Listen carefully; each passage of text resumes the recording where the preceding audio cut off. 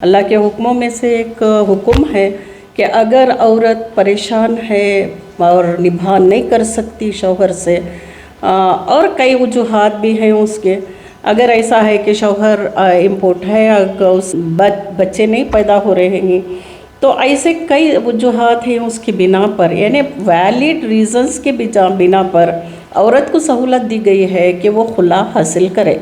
मर्दों के लिए जायज़ है कि वो 3 तलाक़ दे सकते हैं, तो इसी तरह से औरत को भी खुला का हुक्म मिलकर है। तो सबसे पहले शादी जो है बहुत ही अनमोल, बहुत ही खूबसूरत, बहुत ही प्यारा रिश्ता है, जो सिर्फ़ 2 जिस्मों का मिलाप नहीं है, 2 लोगों का मिलाप नहीं है, ये 2 रूहों का मिलाप होता है। जो रूह है, शादी की जो रूह है, वो आजकल माशरे में ख़त्म हो चुकी है। इसलिए इस तरह के हादिसात, यानी मैं कहूँगी तलाक़ और खुला जो है ये हादिसात ही हैं, इस तरह के हादिसात रोनुमा हो रहे हैं।